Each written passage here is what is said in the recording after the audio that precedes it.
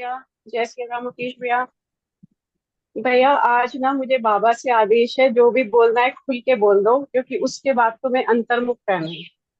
तो भैया आज मैं खुल के बोलने वाली हूँ, उसके बाद मुझे बाबा आदेश ही नहीं दे रहे। वो कह रहे हैं जो बोलना गुरु के सम्मुख बोलना।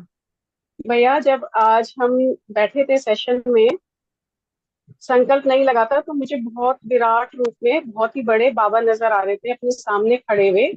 उनकी गदा नीचे थी, लंगोट थी लाल, और बारिश हो रही थी। और भैया उसके बाद मुझे एकदम से सामने पोर्टल खुला, उसमें विष्णु भगवान दिखे। नॉर्मली जब विष्णु भगवान दिखते थे भैया तो थोड़ी धुंधली इमेज आती थी, लेकिन आज बिल्कुल क्लियर दिखे। उनके हाथ में सुदर्शन चक्र था।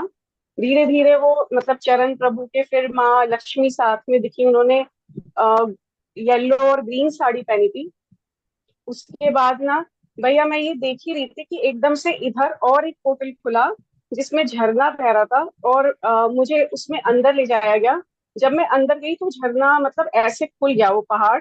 अंदर गई तो वहां कृष्ण भगवान बैठे थे। मैंने उन्हें प्रणाम करके मैं वापस आई, तो एकदम से झूले पे बैठ के कृष्ण भगवान आए और चले गए। फिर भैया मैंने देखा एकदम से गणपति महाराज आए और वो आशीर्वाद देके चले गए। मैं उनको प्रणाम कर ही रही थी कि एकदम से ना इंद्र भगवान आए सामने से, इरावत आती थी। उनको देख के मैं बहुत डर गई, क्योंकि भैया उन्होंने एक बार मेरे पे अटैक किया था। लेकिन आज जब मैंने देखा ना तो मुझे देख के मुस्कुरा रहे थे। मैंने कहा अच्छा, मतलब आज शांत है। तो मैंने उन्हें प्रणाम किया भैया, तो उन्होंने मुझे एक कमल का फूल दिया। जैसे ही उन्होंने कमल का फूल दिया, इतने सारे देवी देवता प्रत्यक्ष रूप से आज मैंने पहली बार, एक सवा साल में पहली बार देखे। जिसमें मुझे महादेव दिखे, माँ गौरा दिखी, माँ त्रिपुरा सुंदरी दिखी, परशुराम जी दिखे, और ब्रह्मा जी दिखे। और मुझे बाबा तो दिखे ही, मुझे राम जी दिखे, माँ सीता दिखी, और भैया मुझे तुलसीदास जी दिखे। मैं एक मिनट मैंने नोट किया था भैया, एक मिनट रुकिए। जब मुझे तुलसीदास जी दिखे भैया, तो वो कुछ लिख रहे थे। अब जैसे ही मैंने उन्हें प्रणाम किया तो वो पन्ना उड़ के मेरे पास आ गया। मैं पन्ना खोल के पढ़ रही थी तो वही मैंने नोट किया, उस पे लिखा था, तुलसी भरोसे राम के, निर्भय होके सोए। ये फर्स्ट एक्सपीरियंस था कि मैं कुछ पढ़ पाई, वरना मैं कागज ही देखती रहती थी, मुझे समझ में नहीं आता था लिख के क्या आ रहा है। और भैया उसके बाद एक और किताब आई जिसपे कि एक मोर पंख और एक लाइट, एलईडी लाइट रखी थी। तो मैंने बाबा से प्रार्थना लगाई, बाबा इतनी सारी किताबें मुझे मिलती रहती है पर मुझे पता कुछ नहीं होता कि मुझे सिखाया क्या जा रहा है। आज तो आप मुझे बता के जाओ कि मुझे क्या सिखाया जा रहा है, तभी ये किताब आज आपको अर्पण करूंगी। तो भैया बाबा ने मुझे बताया, जब इस बार मैं महाहवन में आई थी तो मुझे लोगों के मन के भाव पढ़ने की विद्या दी जा रही थी, जो कि आज जाके पूरी हुई है पूरे 11 दिन में।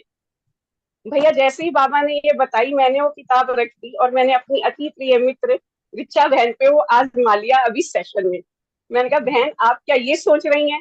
उन्होंने बोला हाँ बहन 2 दिन से सोच रही हूँ। आप पूछ भी सकते हैं। उन्होंने बोला हाँ 2 दिन से सोच रही हूँ। भैया वो किताब मैंने बाबा को अर्पण करी थी, लेकिन बाबा ने वो आपके श्री चरणों में रख दी। उसके बाद भैया मुझे एकदम से दिखा कि जो बाबा मेरे सामने खड़े थे, उनके ऊपर पूरा लाल रंग का कुछ लिक्विड बह रहा था, जो मेरे ऊपर भी आ रहा था। पहले तो वो माथे से ऐसा आना शुरू हुआ, फिर उस लिक्विड में मैं पूरी भीग गई। वो लाल लिक्विड क्या था, सुर्ख लाल, मुझे नहीं पता। आपकी तरफ देख रही थी तो आपके माथे पे भी वो हो रहा था भैया। फिर मैंने देखा कि मेरा सूक्ष्म शरीर जो है ना, आप पे तुलसी के पत्ते इतने चढ़ा चुका है, इतने चढ़ा चुका है वहीं बैठ के, कि आपको यहाँ तक तुलसी से मैंने ढक दिया। ठीक है भैया। और आज जितने भी देवी देवता दिख रहे थे, सब तुलसी बरसा रहे थे भैया, बाबा पे, आप पे, मुझ पे, हम सब पे। बस ये शेयर करना था भैया। और अब मुझे अंतर्मुख रहने का आदेश है, गुरु की सेवा का आदेश है भैया। अब मैं आगे से कुछ भी नहीं बता पाऊंगी अपने गुरु के सिवा। जय श्री राम। जय श्री राम। गुरु सेवा जय सिया राम। करिए। और भैया एक एक्सपीरियंस और है, प्लीज शेयर करने दो। भैया जब मैं आशाएं से आई थी ना, मुझ में कुछ अलग ऊर्जा थी। ठीक है, एग्रेशन बहुत था उस ऊर्जा में। तो फिर मैं प्रार्थना लगा रही थी बाबा से, और एक दिन मॉर्निंग हवन में मुझे भगवान शिव के नटराज रूप के दर्शन हुए। जब वो नटराज रूप में मेरे सामने आए तो बहुत सारे अस्त्र शस्त्र गिरने लगे। और वो जो अस्त्र शस्त्र गिरे तो पूरा कमरा ही भर गया भैया। फिर मैंने प्रार्थना लगाई तो मैंने सडनली देखा आपकी गद्दी पे एक माता जी, सॉरी, परीक्षित भैया की गद्दी पे एक माता जी बैठे हैं, जिन्होंने भैया पल्ला ढका हुआ था, बूढ़े से थे, उन्होंने हाथ में कड़े पहने थे, पतली पतली उंगलियां थी। मेरे को देख के थोड़ा हुआ ये कौन बैठ सकते हैं ऐसे, मतलब परीक्षित भैया की गद्दी पे। पर भैया तभी बाबा ने दिखाया आप उनके श्री चरणों में बैठे हैं, तो मैं रिलैक्स हुई। मैंने कहा भैया पाँव छू रही है तो मैं भी छू लेती हूँ। जैसे ही मैंने उन माता जी के पाँव छुए, उन्होंने दोनों हाथ, मैं जानती तो नहीं हूँ भैया कौन है, ना मैंने कभी आश्रय में उन्हें देखा है, उन माता जी ने अपने दोनों हाथ मेरे सर पे रखे।